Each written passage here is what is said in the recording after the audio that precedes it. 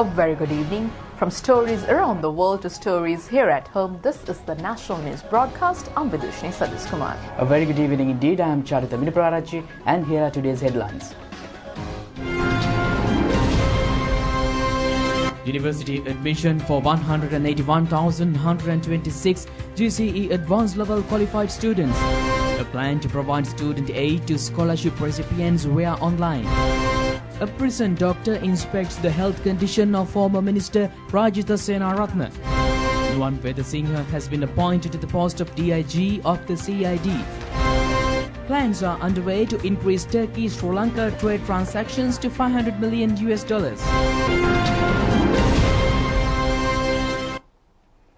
In your local stories this evening, according to the results of this year's GCE Advanced Level Examination, the number of those qualified to apply for admission to the university is 181,126. Commissioner General of Examinations Sanat Pujti says this represents an increase in comparison to the figure of last year. The results were released last night. 187,167 candidates had sat for 3 subjects in the examination under the new syllabus. 98,619 candidates had appeared under the old syllabus. The examination department says that results of 71 candidates who sat under the old and new syllabuses were suspended. Student Haruka of Ananda College, Colombo, has become first in the mathematics division in the examination results under the new syllabus. Haruka of Ananda College, Colombo said that he is a member of an ordinary family and that his parents taught with great difficulty. He added that he had acted with determination to give happiness to his parents as a gratitude to their commitment.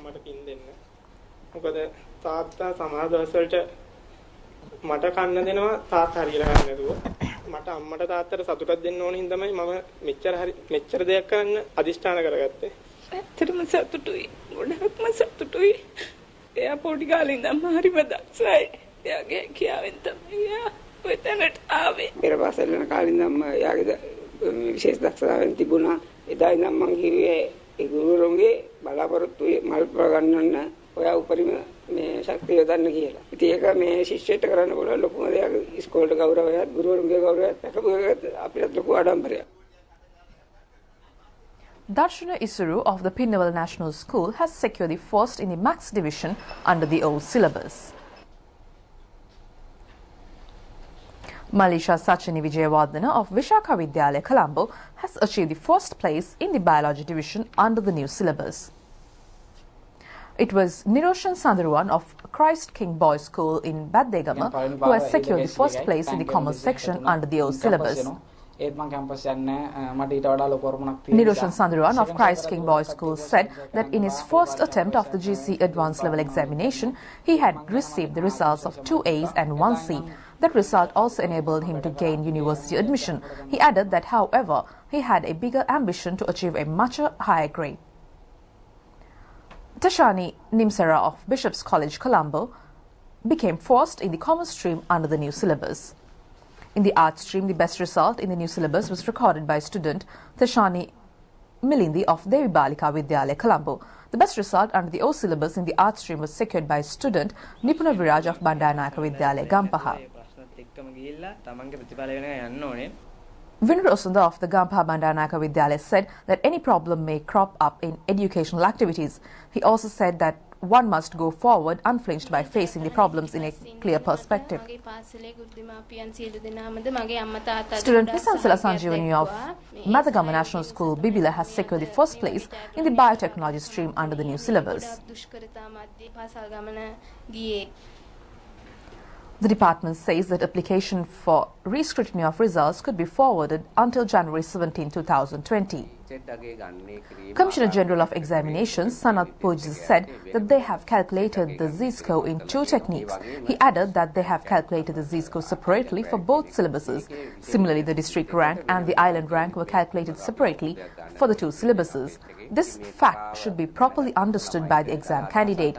He added that this would enable them to have an idea whether they would be selected for any course in a university. The exam commissioner further said that the candidates are able to receive their examination certificates from the examination department from next Monday. Similarly, facilities have been provided to apply through online. And meanwhile, the Ministry of Education has taken measures to provide student aid of those qualified in the Grade 5 scholarship examination through online. This aim is to expedite provision of student aid. The ministry has prepared a detailed database of students eligible for assistance. Accordingly, the monies are to be credited to the bank accounts of the relevant students by the 10th of every month. Nearly 350,000 students have sat for the Grade 5 scholarship examinations. Around 20,000 out of this number are eligible for student aid. Up to now, the funds have been delivered through vouchers on a monthly basis. It has been found out that the system was problematic and the time-consuming. Each qualified student is being provided with a monthly allowance of 750 rupees. A sum of 900 million rupees has been set aside for this purpose through last budget.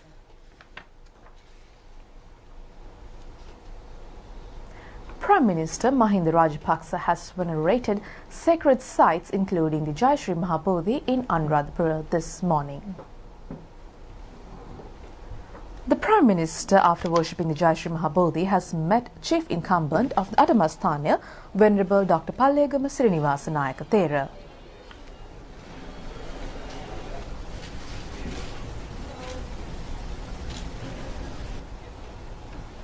Thereafter, the Prime Minister has arrived to venerate the Ruwanmeli Mahasaya. Later on, he has called on Chief Incumbent of the Viharya, Venerable Pallegama Hemaratana Thera, and received blessings.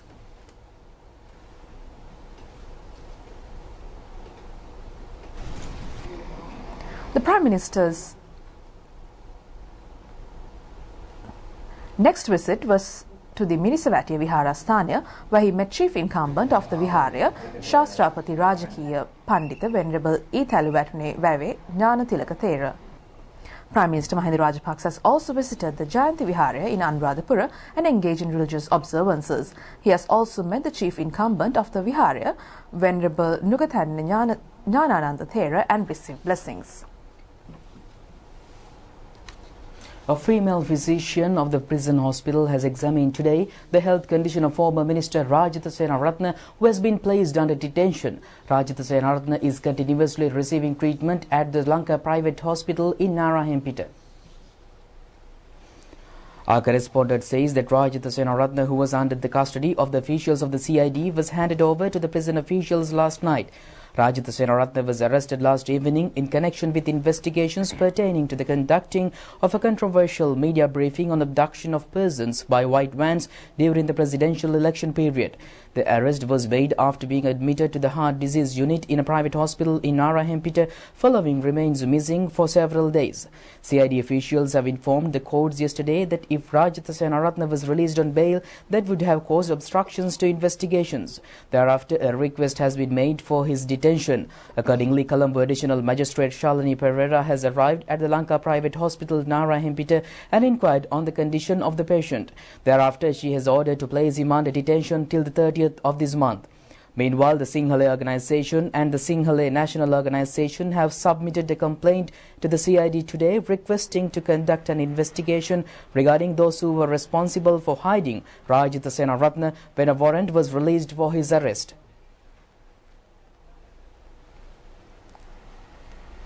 The complaint submitted by the Sinhala National Organisation has also called on conduct an investigation on the physician who has inspected Rajitha Senaratne and provided false information enabling him to receive hospital treatment.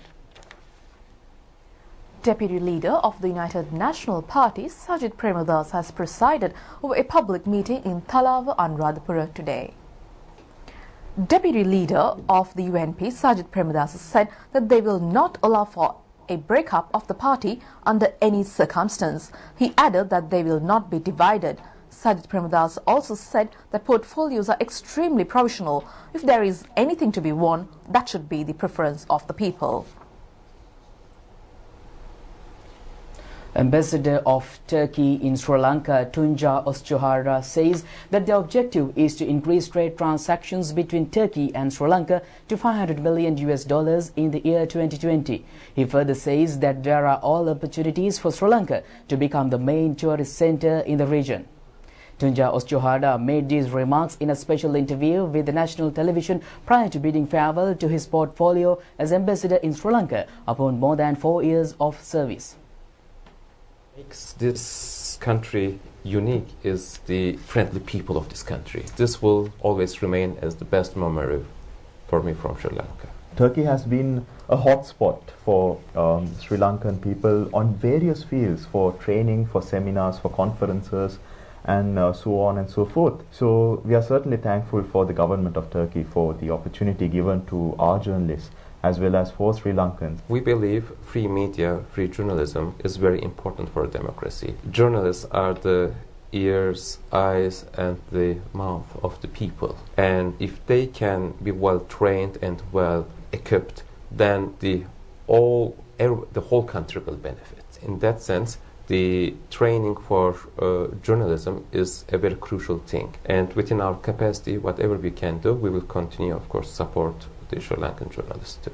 In what sectors can we expand these relations between Turkey and Sri Lanka? The relations between Turkey and Sri Lanka is deep-rooted. After we established our resident embassies in respective countries in 2012 and in 2013, the trade relations between the two countries gradually improved. In the last 3.5-4 years, our trade volume increased up to 60%.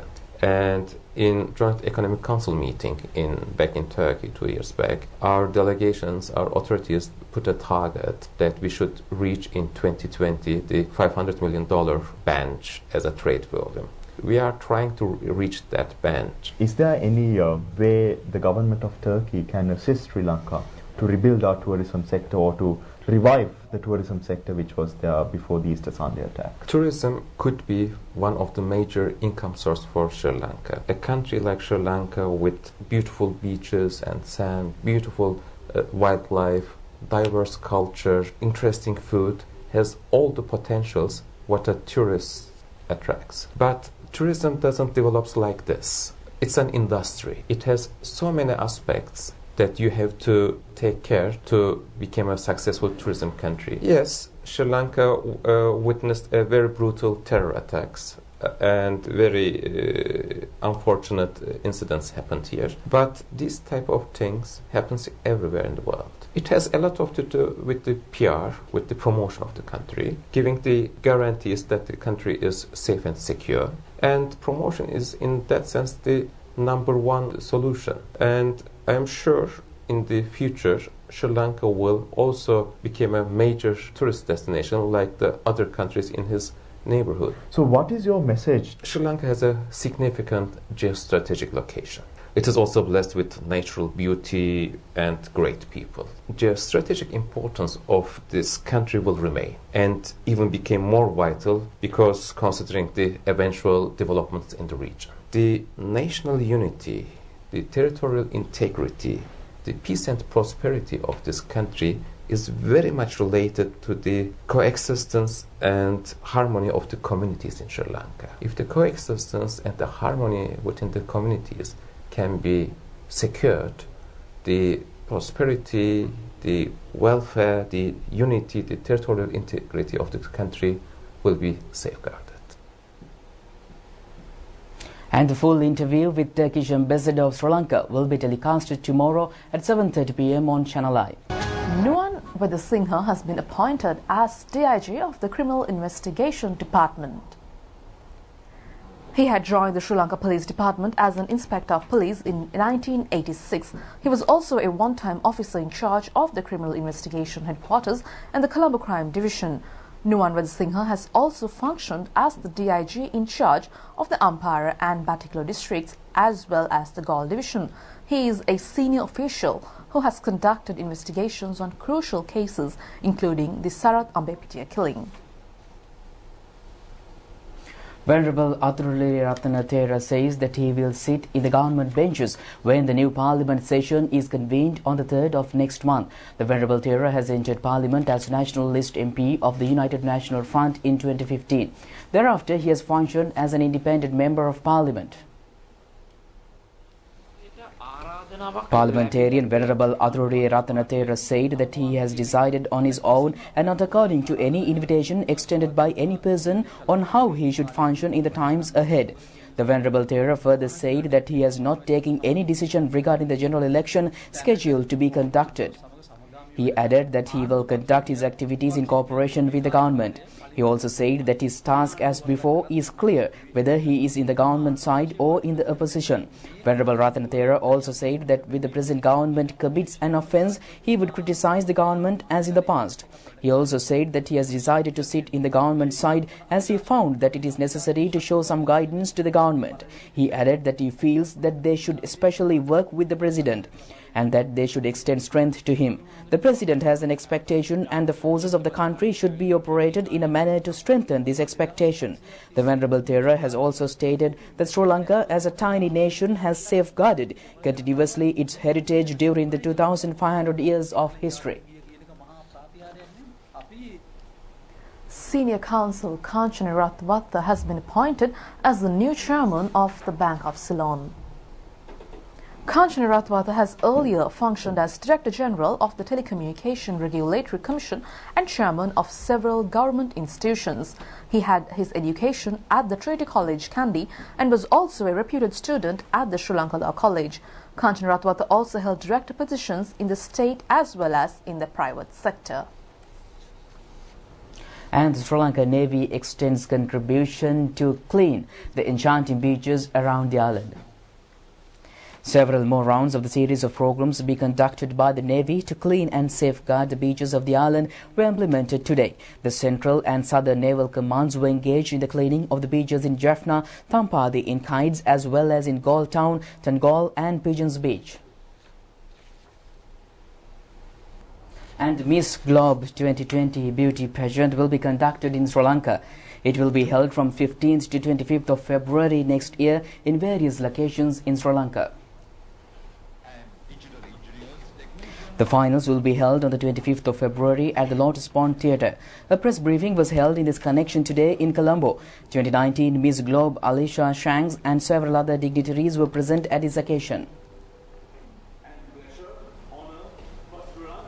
It's not an easy decision. It's taken with in the past couple of months, and I would like to thank everybody involved on the Sri Lankan team, starting from the government of Sri Lanka. Sri Lanka has it's one of the oldest countries in the world, but it's not seen by everybody. So during or throughout our program would be a very soft introduction of Sri Lanka to the rest of the world. It doesn't matter how much effort you put and what kind of programs you make and how elaborate and how much money you spend to broadcast. It's very important if somebody else talks about Sri Lanka. And if somebody else understands and tells the truth about Sri Lanka, that is even more important and more convincing and more beneficial overall to the country and the economy and tourism in general. We are in the process of arranging the security arrangements and traffic arrangements. So once again, I can say that there is no problem in respect of security, and being the main law enforcement agency in the country, we are ready to provide security along with all our stakeholders.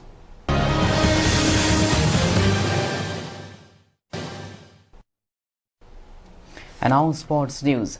Weightlifter Lanka Isurukumara says that his objective is to represent Sri Lanka at the 2020 Olympic Games. He is a gold medalist in the weightlifting event at the South Asian Games. Sri Lanka has bagged 40 gold medals at the 13th South Asian Game concluded in Nepal recently. Sri Lanka has won weightlifting golds at the tournament. The Lanka's Haruka has won the gold medal representing the 55 kg category. The Lanka is undergoing training at the Kurunagala Weightlifting Association. The South Asian Games medal was the third medal he has won in the international tournament. The Lanka had won a gold medal in the weightlifting event at the Youth Commonwealth Tournament in 2016.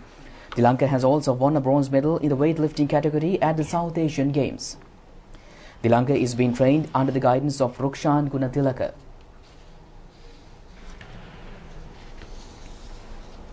Well, now in our weather forecast, the Met Department says that showers or thundershowers may occur at a few places in Sabaragamu province and in Kalutara, Galle and Mathur districts after 2 p.m. Mainly fair weather will prevail elsewhere. Misty conditions can be expected at some places in western, central and Sabaragamu provinces during the morning. General public is kindly requested to take adequate precautions to minimize damages caused by temporary localized strong winds and lightning during thundershowers.